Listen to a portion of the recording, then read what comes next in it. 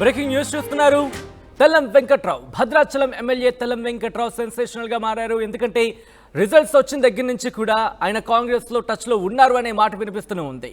అటువంటి తెల్లం వెంకట్రావు కాంగ్రెస్ లో వెళ్ళబోతున్నారా లేకపోతే బీఆర్ఎస్ లోనే కంటిన్యూ అవబోతున్నారా?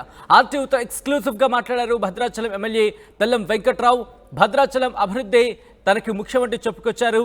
అందుకోసమే ముఖ్యమంత్రి రేవంత్ రెడ్డిని కలిశారంటూ కూడా ఆయన సమాధానం ఇచ్చారు. దాంతోపాటు భద్రాచలం సమస్యలపై సానుకూలంగా ముఖ్యమంత్రి స్పందించారన్నారు ఆయన.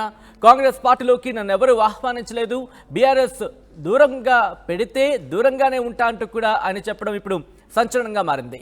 భద్రాచలం అభివృద్ధి కోసం ఎటువంటి నిర్ణయమైనా తీసుకుంటారన్నారు ఆయన. అంటే కాంగ్రెస్లోకి వెళ్ళబోతున్నారా అనే ప్రశ్న ఇక్కడ తలెత్తుతుంది. దీంతో పాటు కాంగ్రెస్లోకి రాకుండా పొదం వీరయ్య అడ్డుకుంటారంటే కుదరదు అని కూడా చెప్పుకురావడం, ఆయన కాంగ్రెస్లోకి వెళ్ళబోతున్నారనే మాట కూడా ఇక్కడ బలంగా చాలా విస్తృతంగా ప్రచారం జరుగుతుంది. అందుకే ఆయన బీఆర్ఎస్లోని కంటిన్యూ అవుతారా లేకపోతే కాంగ్రెస్లోకి వెళతారా? ఆర్టీవీ ప్రతినిధి ఉదయ్తో ఆయన ఎక్స్క్లూజివ్గా మాట్లాడారు. ఆయన మాట్లాడినప్పుడు ఏమన్నారో చూద్దాం.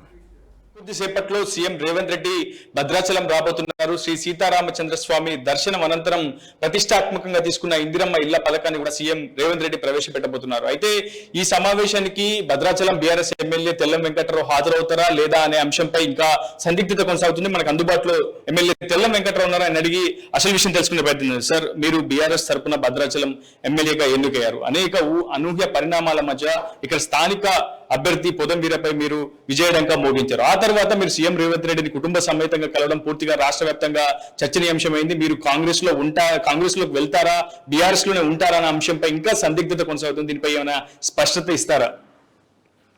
ఆర్టీవీ మిత్రులకి ధన్యవాదాలు. నిజంగా ఒక వారం రోజుల నుంచి మీడియాలో కానీ, వాట్సాప్లో కానీ, యూట్యూబ్లలో కానీ వస్తున్నమాట వాస్తవం. నేను కలిసిన మాట వాస్తవం ముఖ్యమంత్రి గారిని. నేను బీఆర్ఎస్ పార్టీని కన్నదండ్రిగా నాకు టికెట్ ఇచ్చి బీఆర్ఎస్ పార్టీ ద్వారా గెలిచిన మాట వాస్తవం. నేను ఈరోజు ఏదైతే అభివృద్ధి కావాలనుకుంటున్నానో ప్రజలు, భద్రాచలమ ప్రజలు, నియోజకవర్గ ప్రజలు, దాంట్లో ఎస్పెషల్లీ భద్రాచలం టౌన్ ప్రజలందరూ కూడా ఈరోజు అభివృద్ధిని కోరుకుంటున్నారు. అభివృద్ధి అంటే ఇక్కడ ఏంటంటే డివోటర్స్.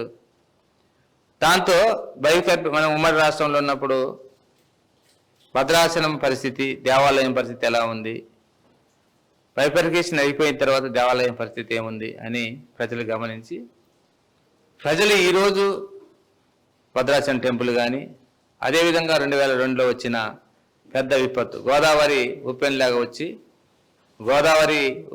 మునిగిపోయిన భద్రాచలం చాలా వరకు ఆపద భద్రాచలం మునిగిపోయిన మాట వాస్తవం.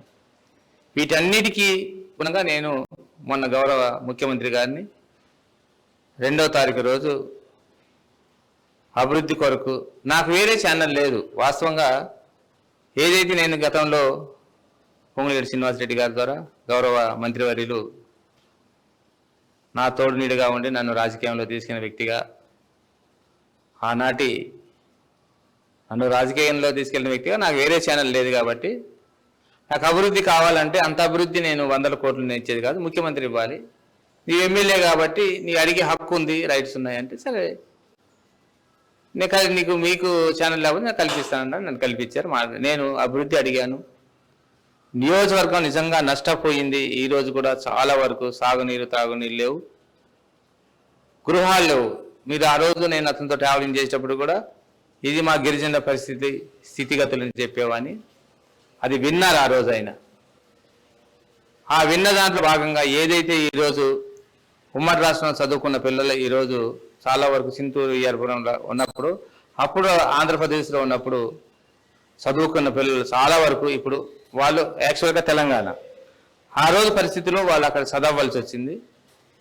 దాని భాగంగా ఈరోజు వాళ్ళని వాళ్ళకి లోకల్ సర్టిఫికేట్ ఇవ్వట్లేదు. అన్ని ప్రాబ్లమ్స్, అనేక రకాల క్యాస్ట్ సర్టిఫికేట్ చాలా మైగ్రేటెడ్. గతంలో మీరు బీఆర్ఎస్ పార్టీ రాష్ట్ర కార్యదర్శిగా కొనసాగుతున్న సమయంలోనే మీరు పార్టీని వీడి కాంగ్రెస్ పార్టీలో చేరారు. తెలంగాణ జనగర్జన సమయంలో రాహుల్ గాంధీ సమక్షంలో కాంగ్రెస్ తీర్థం పుచ్చుకున్నారు. ఆ తర్వాత టికెట్ ఆశించి రాకపోవడంతో మళ్ళీ బీఆర్ఎస్ లో చేరారు. బీఆర్ఎస్ పార్టీ కూడా మీపై విశ్వాసంతో టికెట్ కేసీఆర్ కూడా స్వయంగా ఇచ్చారు. ఖచ్చితంగా మిమ్మల్ని గెలిపించి తెలంటూ క్యాడర్ కు కూడా దిశానిర్దేశం బీఆర్ఎస్ పార్టీ చేసింది. మీరు నిజంగా బీఆర్ఎస్ పోటీ చేసి విజయం కూడా సాధించారు. మీపై ఎంతో విశ్వాసంతో భద్రాచలం ప్రజలు కూడా ఓటించారు. బీఆర్ఎస్ క్యాడర్ అంతా కూడా సమీకృతమై పనిచేసింది. ప్రస్తుతం మీ బీఆర్ఎస్ పార్టీ మీతో పనిచేసినటువంటి క్యాడర్ కి ఏం సమాధానం చెప్తారు ఒకవేళ పార్టీ మారాల్సి వస్తే? 100% నేను బీఆర్ఎస్ నుంచి గెలిచాను. బీఆర్ఎస్ టికెట్ ఇచ్చింది. ఇప్పుడు అభివృద్ధి దృష్ట్యా ఈరోజు మనం అభివృద్ధి డెవలప్మెంట్ కావాలని నేను కోరడం జరిగింది. దానికి కూడా ఈరోజు వాళ్ళు కూడా నేను గౌరవ ముఖ్యమంత్రి గారికి ఈరోజు నా హృదయపూర్వక ధన్యవాదాలు తెలుపుకుంటున్నాను. ముఖ్యమంత్రి అనే వాళ్ళు భద్రాచలం రావటమే చాలా తక్కువ భద్రాచలంకి.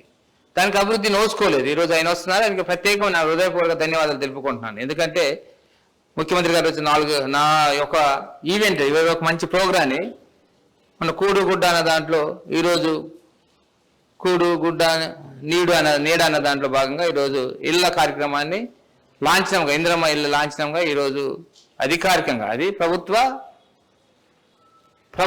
ప్రభుత్వం చేస్తున్న కార్యక్రమం లాంఛనంగా ఈరోజు మన ఇక్కడ ఓపెనింగ్ చేస్తున్నారు. కాబట్టి దానికి నేను స్థానిక ఎమ్మెల్యేగా శాసనసభ్యునిగా వెళ్ళకపోతే ఇక్కడ అభివృద్ధి మొత్తం ఇక్కడ ఏమి ఉన్న నియోజకవర్గ శాసనసభ్యుడు ఏం పట్టించుకోవట్లేదు, ప్రభుత్వానికి వ్యతిరేక వెళ్తున్నాడని చాలా మంది ప్రజలు అంటున్నారు ఈరోజు. కాబట్టి నేను ప్రభుత్వాన్ని పార్టీ మనం ఒకసారి గెలిపోయిన తర్వాత ఇప్పుడు పార్టీ ఏ ప్రభుత్వం రూలింగ్ పార్టీ ఉంటే దాంట్లో చేయించిన బాధ్యత శాసనసభ్యుడి మీద ఉంటుంది. కాబట్టి దాని దృష్ట్యా నేను ఈరోజు వాళ్ళతో స్నేహపూర్వకంగా వెళ్తున్నమాట వాస్తవం. అంటే ఇటీవల సీఎం రేవంత్ రెడ్డిని కలిశారు. భద్రాచలం నియోజకవర్గ సమస్యలపై ఒక వినతి పత్రం కూడా సీఎంకి అందించారు. సీఎం ఈ రోజు పర్యటన నేపథ్యంలో భద్రాచలం అభివృద్ధి గురించి ఎటువంటి టాపిక్స్ డిస్కస్ చేసే అవకాశం ఉంది? గతంలో మీరిచ్చిన వినతి పత్రాన్ని ఎంత మేరకు సీఎం పరిగణించారు, సానుకూలంగా స్పందించారు? ఈ రోజు సీఎం నోటి వెంట భద్రాచలం అభివృద్ధికి సంబంధించి ఎటువంటి అంశాలు తెర మీదకి వచ్చే అవకాశం? ఒకటే అడిగానండి, భద్రాచలం టౌన్కి వచ్చేసరికి చాలా వరకు టెంపుల్ డెవలప్మెంట్ అని గత ముఖ్యమంత్రి గారు, మా మాజీ ముఖ్యమంత్రి గారు మనకి చంద్రశేఖరరావు గారు ఏదైతే ఆ రోజు మాట అన్నారో ఆ మాట ప్రకారం ప్రజలు నన్ను నిలదీశారు. వాస్తవంగా మీ ప్రభుత్వం ఏం చేసింది ఇదని. నేను కలిసిన తర్వాత కూడా మీరు ముఖ్యమంత్రి గారు అయ్యారు, దీని టెంపుల్ డెవలప్మెంట్కి 100 కోట్లు అప్పుడున్న ప్రభుత్వం మా ప్రభుత్వం ఒప్పుకున్న మాట వాస్తవం. ఈ రోజు మీకు కూడా చేయకపోతే, మీరు అభివృద్ధి చేయకపోతే మనకు కూడా అదే ఆటంకం వస్తుంది. దాన్ని అభివృద్ధి మీరు దృష్టిలో ఉంచుకొని మీరు అభివృద్ధి చేయాలని కోరిన మాట వాస్తవం. దానికి సానుకూలంగా స్పందించారు ఆయన. వెంటనే మన చీఫ్ సెక్రటరీని పిలిచి అసలు భద్రాచలం ఫైల్ తీయండి, అసలు టెంపుల్ డెవలప్మెంట్ ఏంటి, ఆ కరకట్ట అయిందనే సమస్యని వాళ్ళు బయటికి తీసి ఈరోజు నిన్న రివ్యూలో కూడా నేను ఉన్నాను. వాస్తవంగా ఒక 2 లైన్లు తీయాలి మనం. 2 లైన్లు కూడా వాళ్ళకి తీస్తే అభివృద్ధి చెందుద్ది. ఏ ప్రకారాలు అవుతున్నాయి చుట్టు ప్రకారం దాన్ని ఎలా డెవలప్ చేయాలో, ఇల్లు మొత్తం డెవలప్, ఎక్కడ మొత్తం టెంపుల్ డిస్మాండింగ్ చేయకుండా ఉన్నదాన్ని రీమోడలింగ్ చేసుకుంటూ చుట్టుపక్కల ఉన్న దాన్ని వైడనింగ్ చేసుకుంటూ వెళ్తే బాగుంటుందని ఒక ఆలోచనకు వచ్చారు వాళ్ళు. నేను చూశాను, నేను ప్రెస్ మీట్లో ఉన్నాను, దాంట్లో వాళ్ళ రివ్యూలో ఉన్నాను. నేను కూడా అడిగాను, 2 లైన్లు వెళ్తారు, 2-3 లైన్లు వెళ్తారు. దాంట్లో ప్రజాసేకరణ చేయాలి. ఇప్పుడే వాళ్ళు అనుకున్నది మాత్రం కాదు, ప్రజాసేకరణ చేయాలి. ప్రజలకి ఎక్కడ మన భద్రాచలంలో వాస్తవంగా అప్పుడు బైబర్కేసిన తర్వాత స్థలాలే లేవు, ఎక్కడ ఆలోచించిన స్థలం లేదు. వాళ్ళకి మనం ఎంత R&R ప్యాకేజ్ ఇవ్వాలి, వీళ్ళ కాంపన్సేషన్ ఇవ్వాలి. ఆ కాంపన్సేషన్ అంతా గవర్నమెంట్ ఓకే అంట. నిన్న కూడా నేను విన్నాను, ఏదైతే గౌరవ మంత్రివర్యులు మనం రెవెన్యూ శాఖ మంత్రివర్యులు నిన్న రివ్యూ చేసేటప్పుడు నేను ఉన్నాను. ఆయన కూడా మనం ఇస్తాం, డబ్బులు ఇస్తాం, కానీ వాళ్ళు వినాలి కదా, ఒకసారి ప్రజాసేకరణ చేసి వాళ్ళందరూ వెకేట్ చేయించి వాళ్ళకి అవసరమైతే ఇప్పుడు ఏజెన్సీ ప్రాంతాల్లో వాళ్ళు కొనివ్వలేం కాబట్టి నాన్ ఏజెన్సీలో వాళ్ళు కొని వాళ్ళకి ఇస్తే వెళ్తారేమో. ఒకసారి వాళ్ళని ప్రజాసేకరణ చేసిన తర్వాతనే దాన్ని పూర్తిగా డిసైడ్ చేద్దాం. ఇప్పటికైతే చుట్టుపక్కల కావాల్సిన ఆ స్టేడియాన్ని కానీ దాన్ని కానీ విద్యా స్టేడియాన్ని కానీ కొద్దిగా ఎక్స్టెండ్ చేస్తే మనకు దాని కెపాసిటీ తక్కువ ఉంది. అదే ఒక 2 లక్షల వరకు దాని కెపాసిటీ పెంచుదామని ఒకసారి మాట్లాడుకున్నాం. అదేవిధంగా ఉన్న ఏదైతే నిత్యాన్న దానం ఉందో దాంట్లో కూడా 200 మందికి ఉంది, దాన్ని కూడా 500 మందికి కొన్ని పెంచాలని అలాగే ప్రకారాలు ఏవైతే ఉన్నాయి దాన్ని గుడిని ఎక్కడ డిస్టర్బ్ చేయకుండా దాన్ని కొద్ది ఎక్స్టెన్షన్ ఎలా చేయాలని ఒక ఆలోచన. దాంతో భాగంగా చుట్టుపక్కల సరౌండర్ హౌసెస్లో ఆ హౌసెస్ని ఒకసారి మనం వాళ్ళని కౌన్సిలింగ్ చేసి వాళ్ళే అభివృద్ధి కావాలి, టెంపుల్ డెవలప్మెంట్ కావాలని చాలాసార్లు వెళ్ళినా కానీ అప్పట్లో ముఖ్యమంత్రి గారు ఏం చేయలేదు, దాంతో తలంబ్రాలు తీసుకురాలేదని ఇవి అని చాలా ఉన్నాయి. భద్రాచలంకి వచ్చేసరికి చాలా ఎక్కువ శాతం నేను ముఖ్యమంత్రి గారితో అన్నది ఏంటి, అందరు భద్రాచలంకి మాకు సెంటిమెంట్ ఉందండి. ముఖ్యమంత్రి అనేవాడు మనకు శ్రీ సీతారామచంద్ర స్వామి కళ్యాణం జరిగేటప్పుడు తలంబ్రాలు తేయటమే ఒక ఆనవాయితీ సార్. మనం తేకపోవడం వల్ల కొంచెం డ్యామేజ్ అయ్యామని ఆ రోజు ముఖ్యమంత్రి గారు అన్నాను, ఈ రోజు కూడా నేను అన్నప్పుడు ఇది మాకు ఆనవాయితీ సార్, మాకు చేస్తూ మాకు మీరు బంగారం ఇచ్చడాన్ని సానుకూలంగా మేము ఖచ్చితంగా తలంబ్రాలు తెస్తాం, డెవలప్మెంట్ చేస్తాం అన్నారు. అంతవరకే అన్నారు. మీరు ఇచ్చిన వినతులపై సీఎం రేవంత్ సానుకూలంగా స్పందించినట్టు స్పష్టంగా అర్థమవుతుంది. అయితే సీఎం రేవంత్ కానీ కాంగ్రెస్ పార్టీ శ్రేణులు కానీ ఏమైనా డిమాండ్లు పెట్టారా? మీరు పార్టీలో చేరితేనే టెంపుల్ అభివృద్ధికి సహకరిస్తాం, 100 కోట్ల నిధులు ఇస్తాం, మీరు పార్టీలో చేరని ఏమైనా షరతులు పెట్టారా మీకు? అసలు నేను పార్టీలో చేరమని కానీ నా అవసరం ఉందని కానీ ఎటువంటి వాళ్ళు ఆలోచన చెప్పలేదు. అభివృద్ధి ప్రజలు నేనేనే అంటున్నానంటే ఒకసారి వన్స్ ఎలక్షన్స్ అయిపోయినాయి, 5 years తర్వాత మనం అందరు స్నేహపూర్వకంగా నడవాలి, నడిస్తేనే అభివృద్ధి చెందుతుందని నా ఆలోచన ప్రకారం బీఆర్ఎస్ పార్టీ నన్ను ఈరోజు కొన్ని కారణాల వల్ల నేను వాళ్ళతో కలిసి తిరుగుతున్నాను, లేకపోతే అభివృద్ధి చెందుతున్నాను వాళ్ళు అనుకుని నన్ను పక్క పెట్టేసి నేను చేసేది కంటిన్యూ.